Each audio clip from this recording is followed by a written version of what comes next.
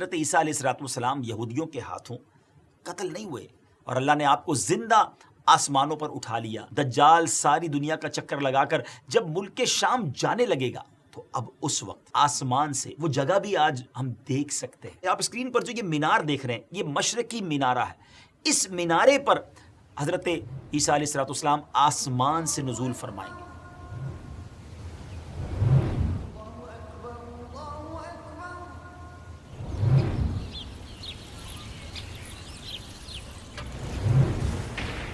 السلام علیکم ورحمۃ اللہ وبرکاتہ. ایک بار پھر قیامت کی نشانیاں ویب سیریز کی ایک نئی ایپیسوڈ لے کر حاضر ہیں اور آج کی ایپیسوڈ بڑی امیزنگ ہے کیونکہ ایک ایسی شخصیت کے بارے میں آپ نے جاننا ہے جن کا نام تو ہم سب نے سنا ہے, ہم ان سے محبت بھی بہت کرتے ہیں, مگر قیامت سے پہلے وہ اس دنیا میں پھر تشریف لائیں گے, اس زمین پر پھر کرم فرمائیں گے. وہ ہستی کون سی ہے آپ کو بتاتے ہیں, مگر ان کا ذکر کرنے سے پہلے کہ آپ کو یوں سمجھیے کہ ایک پہلی سے بات کو سٹارٹ کرتے ہیں. امام تاج الدین سبکی نے عربی زبان میں لکھا کہ وہ کون ہیں, ایک کوسچن کریٹ کیا کہ جو مصطفیٰ کریم علیہ الصلوۃ والسلام کے امتی ہیں اور بالاتفاق حضرت ابوبکر صدیق, حضرت عمر فاروق, حضرت عثمان غنی اور حضرت علی المرتضیٰ شیر خدا کرم اللہ تعالی وجہ الکریم سے بھی افضل ہیں. ہے نا امیزنگ بات کہ نبی پاک کے امتی بھی ہیں اور ان بڑے صحابہ چاروں خلفائے راشدین سے بھی افضل ہیں. ذرا سوچئے, ٹیک یور ٹائم. جی تو اس فقہی پہیلی کا, اس اسلامک پہیلی کا آنسر یہ ہے کہ حضرت عیسیٰ علیہ السلام, ویسے تو ہمارے پیارے آقا علیہ السلام کل مخلوق کے آقا اور ساری کائنات کی طرف مبعوث ہوئے, لیکن خصوصیت کے ساتھ حضرت عیسیٰ علیہ السلام جو ہیں یہ نبی پاک علیہ السلام کی امت میں بھی شامل ہیں.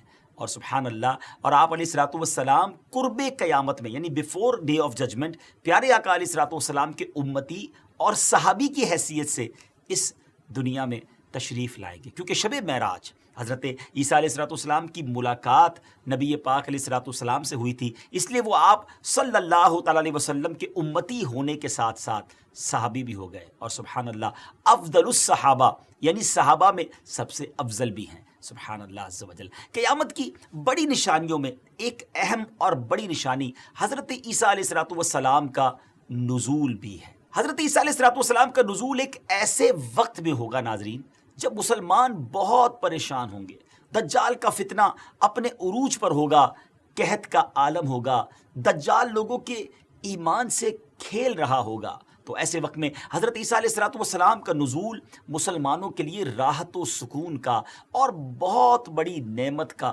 سامان ہوگا. اس ٹاپک کو کنٹینیو کریں گے, لیکن اس سے پہلے آپ کو حضرت عیسیٰ علیہ السلام کے وہ حالات بتاتے ہیں جن کا سامنا آپ کو آسمان پر اٹھائے جانے سے پہلے ہوا تھا. وہ کیسے سرکمٹینسز تھے کہ آپ کو زمین سے آسمان کی طرف اٹھا لیا گیا. ہم آپ کو آج بہت امیزنگ بڑی اوتھنٹک معلومات دینے جا رہے ہیں, لہٰذا ہمارے اس ویڈیو کو اچھی نیت کے ساتھ, نیکی کمانے کی نیت کے ساتھ شیئر بھی کر دیا کریں. اور اگر ابھی تک آپ نے ہمارا دعوت اسلامی کا یوٹیوب چینل سبسکرائب نہیں کیا تو اس کو سبسکرائب بھی کر دیں. قرآن پاک میں حضرت عیسیٰ علیہ السلام نے اپنی قوم کے سامنے جب اپنی نبوت کا اعلان فرمایا تو کیا کہا تھا؟ یہ سورہ آل عمران ہے اور آیت نمبر ہے 49. آئے اس کی تلاوت سنتے ہیں اور اس کا ٹرانسلیشن بھی سنتے ہیں. اللہ تعالیٰ قرآن مجید میں ارشاد فرماتا ہے, بسم اللہ الرحمن الرحیم ورسولا الی بنی اسرائیل انی قد جئتکم بآیت من ربکم انی اخلق لکم من الطین کہیئت الطیر فانفخ فیہ فیکون طیرا بإذن اللہ وأبرئ الأکمہ والأبرص وأحیی الموتى بإذن اللہ وأنبئکم بما تأکلون وما تدخرون فی بیوتکم ان فی ذلک لآیات لکم ان کنتم مؤمنین. اب اس کا ٹرانسلیشن کیا ہے؟ اور وہ عیسیٰ بنی اسرائیل کی طرف رسول ہوگا کہ میں تمہارے رب کی طرف سے تمہارے پاس ایک نشانی لایا ہوں, وہ یہ کہ میں تمہارے لیے مٹی سے پرندے جیسی ایک شکل بناتا ہوں, پھر اس میں پھونک ماروں گا تو وہ اللہ کے حکم سے فوراً پرندہ بن جائے گی, اور میں پیدائشی اندھوں کو اور کوڑ کے مریضوں کو شفا دیتا ہوں، اور میں اللہ کے حکم سے مردوں کو زندہ کرتا ہوں، اور تمہیں غیب کی خبر دیتا ہوں جو تم کھاتے ہو اور جو اپنے گھروں میں جمع کرتے ہو، بے شک ان باتوں میں تمہارے لیے بڑی نشانی ہے اگر تم ایمان رکھتے ہو۔ سبحان اللہ، سبحان اللہ۔ حضرت عیسیٰ علیہ الصلوۃ والسلام کی اس تقریر میں آپ نے اپنے 4 معجزات کا اعلان فرمایا۔ نمبر 1 کہ جب بنی اسرائیل نے یہ معجزہ طلب کیا کہ مٹی کا پرندہ بنا کر اڑائیں، تو حضرت عیسیٰ علیہ الصلوۃ والسلام نے مٹی کے چمگادڑ بنا کر ان کو اڑا دیا۔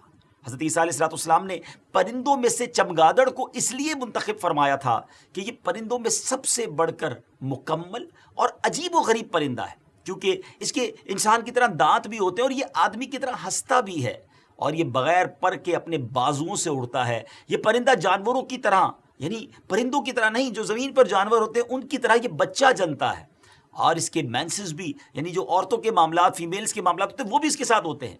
لیکن ان پرندوں کی ایک خاص بات یہ تھی، یعنی حضرت عیسیٰ علیہ السلام نے چمگادڑ کو مٹی سے بنایا اور اس پہ دم کیا اور وہ اڑنے لگ گیا، مگر فرق کیا تھا؟ سبحان اللہ، کہ یہ پرندے جو تھے اڑتے تو تھے، لیکن جب تک بنی اسرائیل کے لوگوں کی آئی سائٹ انہیں دیکھتی تھی، جب تک یہ چمگادڑ اڑتے تھے، اور اگر ان کی نظروں سے غائب ہو جاتے تو وہ گر کر مر جاتے تھے۔ اور ایسا اس لیے ہوتا تھا تاکہ خدا کے پیدا کیے ہوئے اور بندہ خدا کے پیدا کیے ہوئے پرندے میں فرق باقی رہے۔ سبحان اللہ۔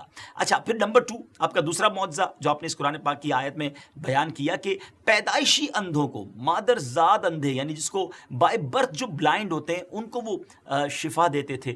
ایک وقت ایسا بھی آیا کہ ایک ہی دن میں 50 کے قریب جو بائی برتھ بلائنڈ تھے اور کوڑ کے مریض تھے، کوڑی جو تھے، انہوں نے یہ آپ کے سامنے ایکسیپٹ کیا کہ اگر ہمیں شفا مل جائے تو ہم ایمان لے آئیں گے، تو آپ کی دعا سے ان 50 لوگوں کو شفا حاصل ہو گئی۔ سبحان اللہ۔ ناظرین، آپ نے تیسرے معجزے کا ذکر کیا کہ مردوں کو زندہ کرنا۔ آپ نے 4 مردوں کو زندہ فرمایا۔ جی ہاں، حضرت عیسیٰ علیہ السلام نے 4 ایسے لوگوں کو زندہ کیا اللہ کے حکم سے، بِإِذْنِ اللہ، کہ جو لوگ دنیا سے چلے گئے تھے۔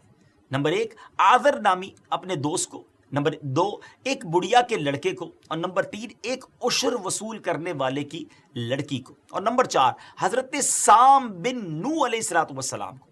اب ذرا اس کی تھوڑی ڈیٹیل بھی سن لیتے ہیں۔ آذر جو تھا حضرت عیسیٰ علیہ السلام کے ایک مخلص دوست تھے۔ جب ان کا انتقال ہونے لگا تو ان کی بہن نے آپ کے پاس قاصد بھیجا کہ آپ کا دوست اب آخری وقت ہے، وہ دنیا سے جا رہا ہے۔ اس وقت آپ اپنے دوست سے 3 دن کی دوری پر تھے، اتنا لانگ ڈسٹنس تھا۔ آذر کے انتقال اور تدفین کے بعد حضرت عیسیٰ علیہ السلام وہاں پہنچے اور آذر کی قبر کے پاس تشریف لے گئے، اور آذر کو پکارا تو وہ زندہ ہو کر اپنی قبر سے باہر نکل آئے اور برسوں زندہ رہے، اور اس کے بعد صاحب اولاد بھی ہوئے۔ اللہ اکبر۔